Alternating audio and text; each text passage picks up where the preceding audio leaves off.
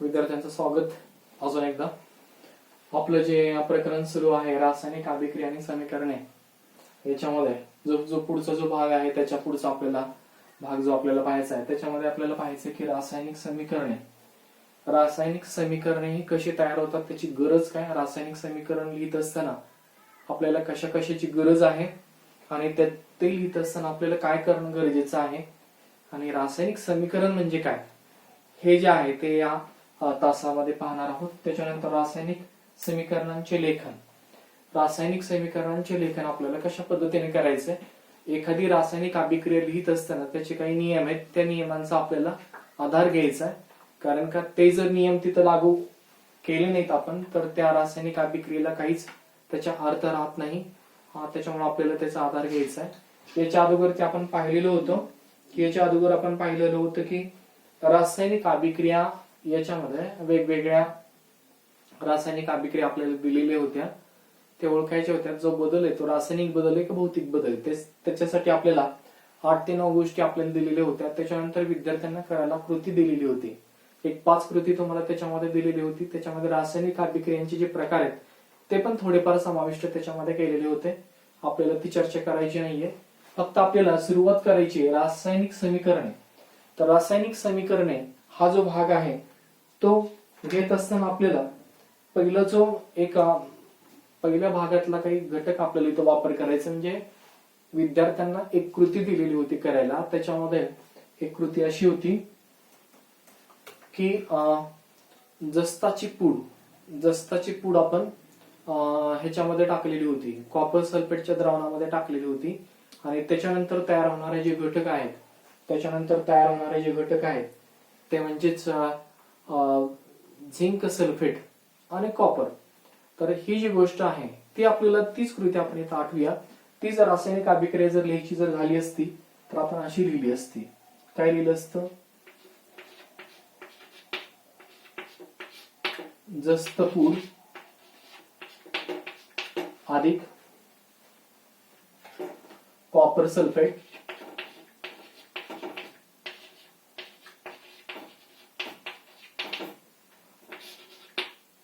Copper सल्फेटचे जलीय द्रावण.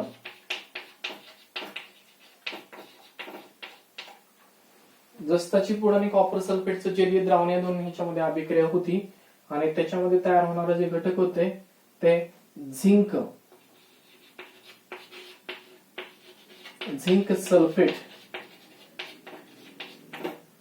सल्फेटचे जलीय द्रावण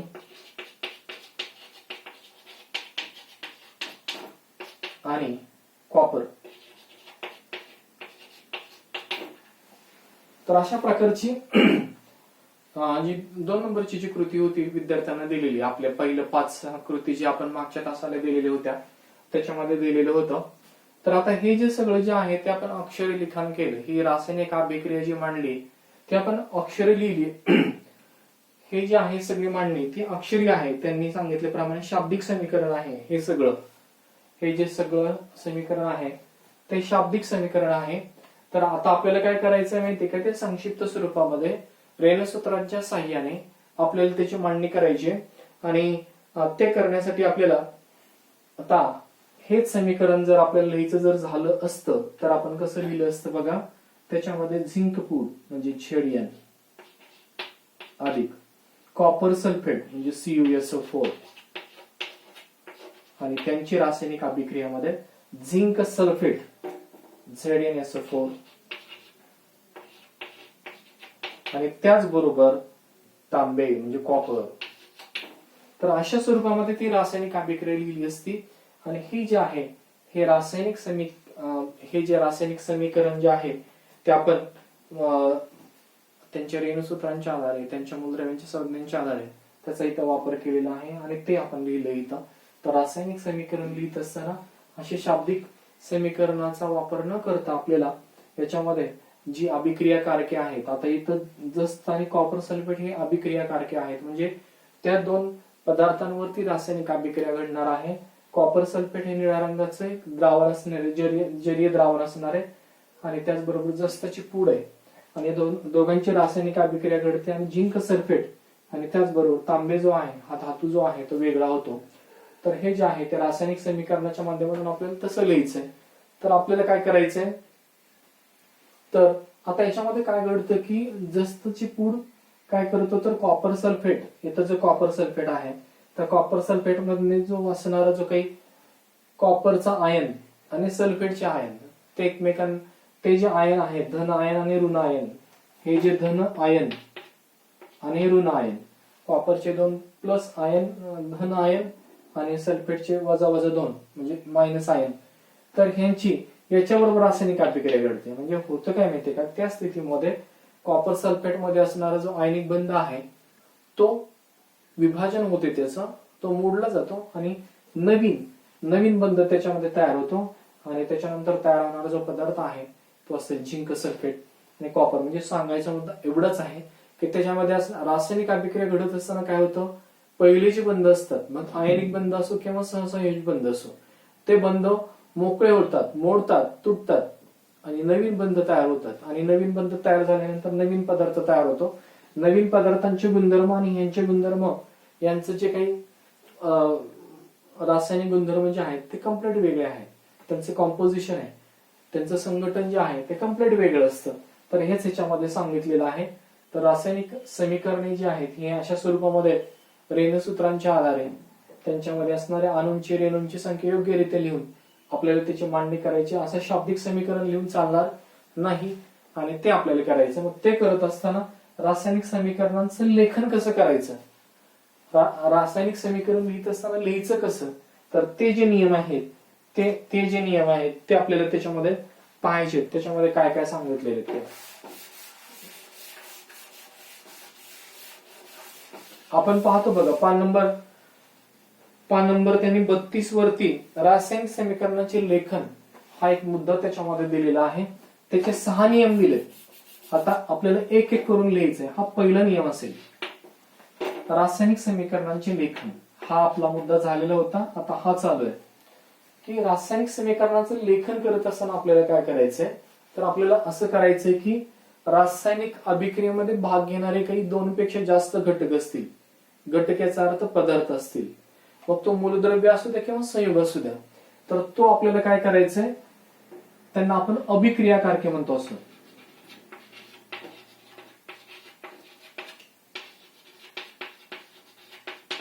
आणि त्याच्यानंतर तयार होणारा जो घटक आहे हे अभिक्रियाकारके आहेत. आणि त्याच्यानंतर तयार होणारा जो घटक आहे तो असणार आहे त्याच्यामध्ये तो असेल उत्पादित आहे. अभिक्रियाकारकेनंतर उत्पादित आहे.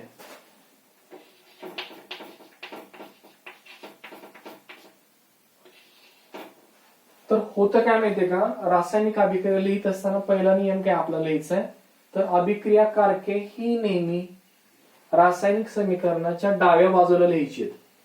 रासायनिक समीकरणाच्या डाव्या बाजूला अभिक्रियाकारके लिहायची आहेत आणि रासायनिक समीकरणाच्या उजव्या बाजूला उत्पादिते लिहायची आहेत. आणि त्याचबरोबर रासायनिक समीकरण लिहित असताना याच्यामध्ये अशा स्वरूपाचा जो बाण आहे तो आपल्याला दर्शवायचा आहे की जेणेकरून ही अभिक्रिया अशी घडणार आहे आणि अशी घडल्यानंतर तो जो बाण आहे तो उत्पादितांच्या साह्याने, उत्पादितांच्या दिशेने आपल्याला तो जो उत्पादितांच्या दिशेने तो बाण जो आहे तो आपल्याला काढायचा आहे. हा पहिला नियम आपल्याला त्याच्यामध्ये त्यांनी सांगितला आहे. माझ्यामध्ये तुमच्या लक्षात आला असावा की अभिक्रियाकारके ही उजव्या बाजूला असतील, अभिक्रियाकारके ही डाव्या बाजूला असतील आणि उत्पादिते ही उजव्या बाजूला असतील. त्याच्यानंतर त्यांनी दुसरा घटक दिलाय त्यांनी की रासायनिक अभिक्रिया घडत असताना त्याच्यामध्ये तुम्हाला माहिती आहे अभिक्रियाकारके किती असणार आहे, कमीत कमी 2 असणार आहे, कमीत कमी 2 असणार आहे किंवा 1 पण असणार आहे. कारण का एकाच पदार्थाचं विभाजन होऊन सुद्धा हा घटक होणार आहे. आपण बघूया, समजा पहिलंच उदाहरण आपण बघूया. काय त्याने सांगितलेलं, एक जस्ताची पूड आणि कॉपर सल्फेट याच्यामध्ये रासायनिक अभिक्रिया घडते आणि त्याच्यामध्ये झिंक सल्फेट तयार होतं आणि त्याचबरोबर कॉपर जो आहे तांबे तो वेगळा होतो. आता इथं आपण काय केलंय, हा एक जस्त हा एक मूलद्रव्य आहे आणि कॉपर सल्फेट हा एक संयुग आहे. हे 2 कम्प्लीट वेगळे पदार्थ आहेत आणि ते दाखवण्यासाठी आपल्याला या अधिक चिन्हांचा वापर करायचा. म्हणजे मुद्दा हाच आहे फक्त याच्यामध्ये की दोन पदार्थ रासायनिक अभिक्रियेमध्ये भाग घेणारे जे पदार्थ आपल्याला लिहायचे, जे आपल्याला लेखन करायचंय, त्याच्यामध्ये आपल्याला असं वापर करायचा की त्याच्यामध्ये जोडणारा, त्याच्यामध्ये असणारा जी कनेक्टिव्हिटी आहे, त्याच्यातलं उभयनवी अव्यय जे आहे, थोडक्यामध्ये जोडणारा जो घटक आहे हे अधिक चिन्ह असेल त्याच्यामध्ये. तसंच जसं अभिक्रियाकारकांच्या स्वरूपामध्ये आपण अधिक चिन्हाने दोन पदार्थ जोडतो, तसंच उत्पादितांच्या ह्याच्यामध्ये सुद्धा आपल्याला अशा पद्धतीने अधिक चिन्हांचा वापर करायचा आहे आणि ते जे आहे ते जोडून त्याच्यामध्ये घ्यायचं आहे. माझ्यामध्ये तुमच्या लक्षात आलं असेल की अभिक्रियाकारके आणि उत्पादिते हे साहजिकच कुठल्या तरी एका बाजूला तरी कमीत कमी दोन तरी घटक असणार आहेत. एकच इकडं पण एक पदार्थ, तिकडे एक असं असू शकणार नाही. इकडे एक असेल तर तिकडे दोन असतील, इकडे दोन असेल तर तिकडे पण दोन असू शकतील किंवा एक असू शकेल. इकडे दोन इकडे दोन असतील तिकडे तीन पण असू शकतील. म्हणजे अभिक्रियाकारके दोन असतील, एक असेल, एक असेल, दोन असेल, तीन असेल. तिकडे पण उत्पादिते एक असतील, दोन असतील, तीन असतील. जेवढे जास्त असतील काही आपल्याला त्याची संबंध नाही. आपल्याला फक्त प्लस चिन्हाने, अधिक चिन्हाने त्याच्यामधली जी एकत्रीकरण जे आहे त्यांची जी एकमेकांचे जे सानिध्य आहे ते आपल्याला अधिक या चिन्हाने आपल्याला दर्शवायचं आहे. त्याच्यानंतर आपल्याला तिसरा मुद्दा आपल्याला बघायचा. त्याच्यामध्ये दोन मुद्दे आपले झाले. आता तिसरा जो मुद्दा आहे त्याच्यामधला तो आहे की रासायनिक समीकरण जास्त एक माहिती, त्याच्यामध्ये जास्त स्वरूपामध्ये माहिती असण्यासाठी आपल्याला काय करायचंय, तर आपल्याला त्याच्या भौतिक अवस्था लिहिणं गरजेचं आहे. भौतिक अवस्था म्हणजे हीच. आता भौतिक अवस्था म्हणजे काय, आता आपण पाहिलं जस्त आहे, जस्ताची पूड आहे, म्हणजे यस ना आपण ती लिहिणार आहोत. यस म्हणजे काय मी तुम्हाला सांगतो. त्याच्यानंतर कॉपर सल्फेटचं द्रावण आहे, ते आपण AQ या हे त्याच्या अवस्थेने दर्शवणार आहोत. त्याच्यानंतर तयार होणारा घटक कोणता, तर झिंक सल्फेट, त्याला पण AQ, आणि त्याचबरोबर कॉपर यस. आता हे लिहिण्याच्या पाठीमागचा उद्देश काय बघा. आता आपल्याला काय करायचंय, स्थायू जी अवस्था आहे ती आपल्याला सॉलिड म्हणजे यस ने दर्शवायची. त्याचबरोबर द्रव ही जी अवस्था आहे ती आपल्याला लिक्विड L किंवा AQ म्हणजे जलीय द्रावण, थोडक्यात L किंवा AQ एक्वियस म्हणजे जलीय द्रावण. आणि त्याच्याबरोबर वायू जी अवस्था आपल्याला लिहायची आहे, वायू अवस्था कशी लिहायची, गॅस या स्वरूपामध्ये आपल्याला तिथे लिहायचंय. आणि ह्याला आता स्थायू मध्ये काय होतं की ज्यावेळेस दोन पदार्थांची अभिक्रिया घडते त्यावेळेस असं घडतं की त्या द्रावणामध्ये न विरघळणारा, इन्सोल्युबल न विरघळणारा असा काही घटक, असा साका तयार होतो, साका, आणि तो तळाशी जाऊन बसतो. त्यावेळेस तयार होणारा जो पदार्थ आहे तो खालच्या दिशेने असणारा जो बाण आहे त्याच्या साहाय्याने दर्शवायचा आहे. किंवा वायू जो आहे, वायू पण आपल्याला काय करायचं, त्याच्यामध्ये वरच्या दिशेनं असलेला जो बाण आहे त्याचा आपल्याला त्याच्यामध्ये वापर करायचा आहे.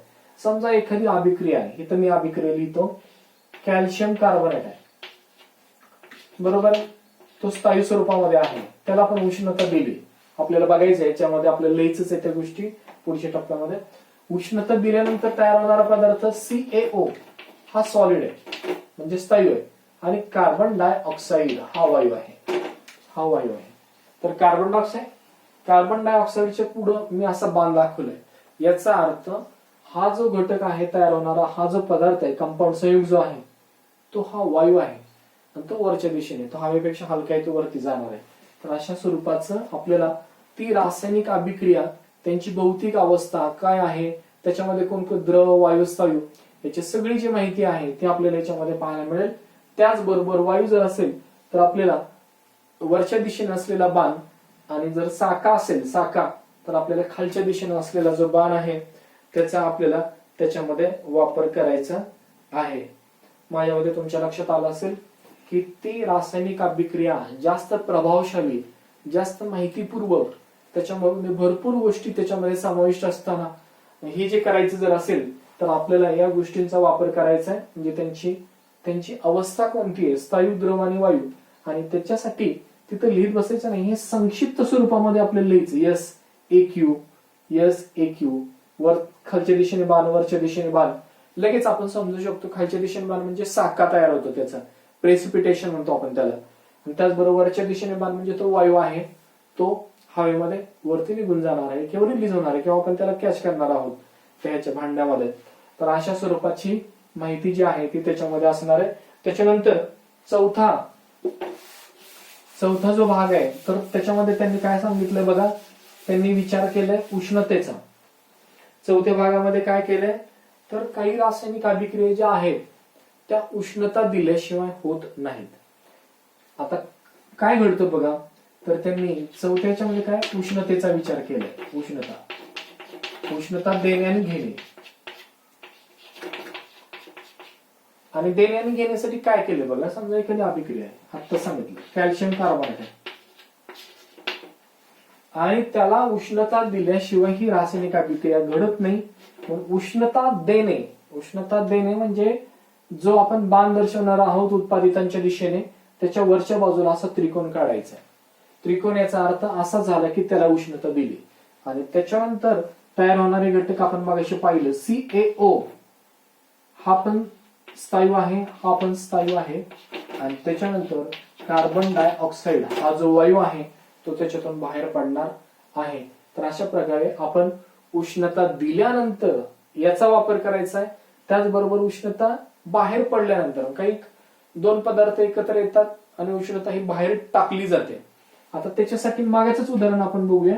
ते त्यांनी सांगितलेलं की जस्त आहे, जस्ताची पूड आणि कॉपर सल्फेटचं जलीय द्रावण यांच्यामध्ये रासायनिक अभिक्रिया घडते. आणि रासायनिक अभिक्रिया घडल्यानंतर झिंक सल्फेट जलीय द्रावण तयार होतं आणि त्याचबरोबर त्याच्यामध्ये तयार होणारा तांबे हा एक घटक आहे, सॉलिड म्हणजे आपण लिहिलंय. आणि त्याबरोबर उष्णता बाहेर पडते. म्हणजे याचा अर्थ असा होतो की रासायनिक अभिक्रिया कारके एकत्र आल्यानंतर त्याचं तापमान सुरुवातीला जर पाहिलं म्हणजे T1 जर मानलं आणि रासायनिक अभिक्रिया पूर्ण झाली आणि त्याच्यानंतर झिंक सल्फेट आणि कॉपर तयार झाले आणि त्याच्यानंतर जर तापमान आपण T2 जर मानलं तर T2 ची किंमत जी आहे तापमान नंबर 2 जे काय असेल ते, तर उष्णता बाहेर पडली जाते. म्हणजे अशी पहिलं जे तापमान होतं त्याच्यापेक्षा तापमान वाढतं त्याच्यामध्ये. तर अशा प्रकारे आपल्याला हे ज्या बाबी आहेत त्याच्यामध्ये आपल्याला सांगायचे आहे. अधिक उष्णता म्हणजे उष्णता बाहेर टाकली जाते. उष्णता देणे म्हणजे आपण त्याला अभिक्रिया होण्यासाठी देतो. आणि उष्णता घेणे म्हणण्यापेक्षा आपण काय करूया, बाहेर टाकणे. थोडक्यात देणे आणि घेणे हा शब्द जरी आला असला तर उष्णता देणे ठीक आहे, घेणे म्हणण्यापेक्षा बाहेर टाकणे, उष्णता बाहेर टाकणे, बाहेर पडणे बरोबर आहे. उष्णता बाहेर पडली जाते आणि ते आपल्याला अधिक उष्णता या स्वरूपामध्ये त्याचं लिखाण करायचं. त्याच वेळेस ती रासायनिक अभिक्रिया जी आहे ती पूर्णता होईल. रासायनिक अभिक्रियेमध्ये उष्णता बाहेर पडणे, वायू बाहेर पडणे, साखर तयार होणे, हे ज्या सगळ्या गोष्टी ज्या आहेत त्या आपल्याला त्याचा रंग बदलणे, ह्या सगळ्या अवस्था बदलणे, ह्या सगळ्या ज्या बाबी आहेत त्या जास्त माहितीपूर्वक, जास्त व्यवस्थितपणा त्याच्यामध्ये आला पाहिजे की जेणेकरून आपल्याला त्या गोष्टी कळतील. तर चौथा मुद्दा आपण त्याच्यामध्ये पाहिला. त्याच्यानंतर आपल्याला पाचवा जो मुद्दा आपल्याला पाहायचा आहे त्याच्यामध्ये तो असेल, पाचव्यामध्ये त्यांनी काय सांगितलं बघा की काही अभिक्रिया घडण्यासाठी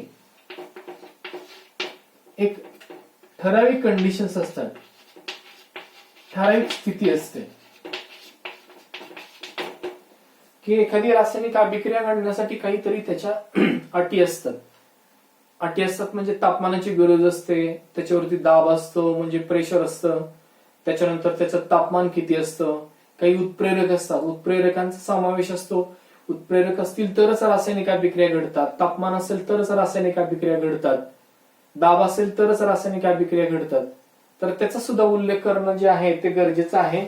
आणि त्याच्यासाठी आपल्याला म्हणजे थोडक्यात विशिष्ट तापमान, त्याचबरोबर विशिष्ट दाब, उत्प्रेरक यांचा समावेश त्या रासायनिक अभिक्रियेच्या जोडणारा जो मधला बाण आहे त्याच्यावरती किंवा खाली लिहिणं गरजेचं आहे.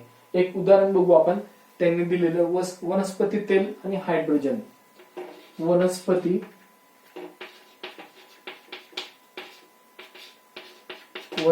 तेल जे लिक्विड ह्याच्यामध्ये आहे, द्रव अवस्थेमध्ये आहे, आणि हायड्रोजन हा वायू अवस्थेमध्ये आहे, बरोबर आहे. आणि त्यांच्यामध्ये रासायनिक अभिक्रिया घडते आणि त्याच्यानंतर तयार होणारे घटक त्यांनी दिले. पण ही अभिक्रिया घडण्यासाठी आपल्याला तापमान लागतं 60 डिग्री सेल्सिअस आणि निकेल उत्प्रेरक म्हणून निकेल हा काम करणार आहे. आणि त्याच्यानंतर आपल्याला मिळणारा जो घटक आहे तो वनस्पती तूप असेल. वनस्पती तूप हा स्थायी स्वरूपामध्ये आपल्याला पाहायला मिळेल. जो डालडा आपण वापरतो खात असताना, तर असं तेल असेल, हे द्रव स्वरूपामध्ये असेल, पण हायड्रोजन बरोबर त्यांची रासायनिक अभिक्रिया घडते. पण ही अभिक्रिया घडण्यासाठी काही ठराविक स्थिती असते, कंडिशन असते, अट असते की त्याला 60 डिग्री सेल्सिअस तापमान पाहिजे आणि निकेल हा उत्प्रेरक त्याच्यामध्ये पाहिजे. हे जर असेल तरच रासायनिक अभिक्रिया घडणार आहे. आणि त्याच्यानंतर रासायनिक अभिक्रिया घडल्यानंतर वनस्पती तूप जो आहे तो आपल्याला त्याच्यामध्ये पाहायला मिळेल. तर ठराविक स्थिती जी आहे ते असणं गरजेचं आहे. त्याच्यानंतर शेवटचं की रासायनिक समीकरणाचं लेखन करतानाचा शेवटचा मुद्दा त्याच्यामध्ये येतो की आपल्याला काही वेळा दोन पदार्थांमध्ये रासायनिक अभिक्रिया घडते. दोन तेच पदार्थ असतात, पण त्यांची सहती म्हणजे कॉन्सन्ट्रेशन किती आहे. सहत एखादा आम्ल आहे आणि विरल आम्ल आहे, त्याची सहती किती आहे त्याच्यानुसार तयार होणारे पदार्थ त्याच्यामध्ये पाहायला मिळतात. सहती जास्त असेल तर वेगळे पदार्थ, सहती कमी असेल तर वेगळे पदार्थ आपल्याला पाहायला मिळतात. त्याच्यासाठी आपण एक पुस्तकामध्ये एक उदाहरण दिले, ते आपण बघूया. म्हणजे अभिक्रिया कारके आणि उत्पादितांविषयी असणारी विशेष माहिती आपल्याला लिहायची. अभिक्रिया कारके आणि उत्पादितांविषयीची विशेष माहिती एक ठराविक. आता एक उदाहरण त्यांनी दिलंय की तांब्याबरोबर, तांबे हा जो घटक आहे त्याच्याबरोबर HNO3 म्हणजे नायट्रिक आम्ल आहे. आता हे घडत असताना आपल्याला काय करायचंय बघा, चार रेणू जे आहेत ते नायट्रिक आम्लाचे घ्यायचे आहेत. आणि ही जी अभिक्रिया आहे ही सहत, हा शब्द त्याच्यामध्ये महत्वाचा आहे. सहत असताना काय घडतं, सहत नायट्रिक आम्लाबरोबर जर तांब्याची जर अभिक्रिया जर घडली आता, आणि त्याच्यानंतर आता हीची स्थिती एक म्हणजेच जलीय द्रावण, त्याच्यानंतर तयार होणारे पदार्थ कोणते आहेत बघा, कॉपर नायट्रेट आणि nitrogen dioxide. Copper nitrate CuNO3 twice, आणि त्याचबरोबर नायट्रोजन डायऑक्साइड हा जो वायू आहे तो गॅस त्याच्यामध्ये तयार होतो. आणि त्याचबरोबर त्यांनी सांगितल्याप्रमाणे दोन रेणू जे आहेत ते पाण्याचे असतील. दोन रेणू जे आहेत ते पाण्याचे असतील. ही एक अभिक्रिया त्यातली दुसरी अभिक्रिया आपल्याला बघायची. ही सहत बरोबर झाली, कॉपरची सहत नायट्रिक आम्लाबरोबरची अभिक्रिया. आता आपल्याला लिहायची कॉपरचीच विरल नायट्रिक आम्लाबरोबरची अभिक्रिया. म्हणजे कॉपर जो आहे स्थायी स्वरूपात तो आपल्याला विरल नायट्रिक आम्लाबरोबर, विरल आणि ती अभिक्रिया आपल्याला लिहायची. पुस्तकात त्यांनी सगळं दिलंय, ते आपल्याला फक्त त्याचा वापर करायचा आहे. आणि ते करत असताना त्याच्यामध्ये तयार होणारे घटक 3 CuNO3 ट्वाइस अधिक त्याच्यामध्ये अजून एक पदार्थ कोणता तयार होतो बघा, त्याच्यामध्ये तयार होणारे पदार्थ नायट्रिक ऑक्साइड आणि त्याचबरोबर 4H2O. आता बघा तुम्ही काय पाहायला मिळतं, त्याच्यामध्ये हा पण कॉपर आहे, हा पण कॉपर आहे, तांब्याबरोबर अभिक्रिया घडली. हा HNO3, हा पण HNO3. इथं सहत आहे, इथं विरल आहे. म्हणजे सहतीनुसार पदार्थ कसे बदलतात बघा, तयार होणारे घटक बघा. इथं विरल बरोबर अभिक्रिया घडली, तर सहन बरोबर अभिक्रिया घडली. मग इथं लिहिणं ते गरजेचं आहे, हे लिहिणं गरजेचं आहे. का तर तयार होणारे घटक आहेत ते वेगवेगळे. आता याच्यामध्ये सहतमध्ये काय तयार होतं, नायट्रोजन डायऑक्साईड तयार होतं. नायट्रोजन डायऑक्साईड विषारी वायू जो आहे तो नायट्रोजन डायऑक्साईड जो आहे तांबूस रंगाचा विषारी वायू नायट्रोजन डायऑक्साईड हा तयार होतो. आणि इथे काय होतं तयार, तर नायट्रिक ऑक्साईड तयार होतं. याच्यामध्ये नायट्रिक ऑक्साईड तयार होतं. इथं नायट्रोजन डायऑक्साईड, इथं नायट्रिक ऑक्साईड, इथं पाण्याचे 2 रेणू, इथं 4 रेणू. जर मला सांगा तुम्ही आपण नुसतंच आपण असं लिहिलं आणि इथं 4 आणि 8 आपण हे आपल्या ऍडजस्टमेंटसाठी ते अंक घेतलेले की तयार होणाऱ्या घटकांचे रेणू कसे ऍडजस्ट करायचे त्यासाठी. पण आपल्याला इथं सहत आणि इथं विरल जर नसतं लिहिलं तर आपल्याला त्याची प्रचिती आली नसती की इथं नायट्रिक ऑक्साईड कुठं तयार होतं आणि नायट्रोजन ऑक्साईड कुठं तयार होतं. तर ह्या ज्या बाबी आहेत त्या तिथं सांगणं गरजेचं आहे. तर अशा पद्धतीनं हा जे 6व्या मुद्द्यामध्ये अभिक्रियाकारके आणि उत्पादिते. अभिक्रियाकारके आपण डाव्या बाजूला जे लिहितो ते त्यांच्याबद्दलची विशेष माहिती जी आहे, विशेष माहिती, त्यांचा दर्जा, त्यांचा जो दर्जा आहे तो लिहिणं गरजेचं आहे. आणि ते लिहिलं नाही व्यवस्थितरित्या तर रासायनिक अभिक्रियेमध्ये जो फरक आहे तो तुमच्या डोळ्यासमोर आहे. एक सहद बरोबर अभिक्रिया घडते, नायट्रोजन डायऑक्साईड तयार होतं, आणि एक विरल बरोबर घडते त्याच्यामध्ये नायट्रिक ऑक्साईड तयार होतं. तिथं पाण्याचे 2 रेणू तयार होतात, तिथे 4 रेणू तयार होतात. इथं 3 रेणू कॉपर नायट्रेटचे तयार होतात, तर इथं एकच रेणू जो आहे तो त्याच्यामध्ये तयार होतो. तर अशा पद्धतीनं आपण आज रासायनिक समीकरणाची गरज काय, आपण कशी लिहितो ती, ते लिहित असताना आपल्याला ते लेखन करत असताना त्याचे जे काही ठराविक नियम आहेत ते पाळले गेले पाहिजेत. कुठली रासायनिक अभिक्रिया असू द्या, आपल्याला जे काय 11वीला 12वीला किंवा उच्च शिक्षणासाठी काय रासायनिक अभिक्रिया पाहिजे आहेत, भरपूर आहेत.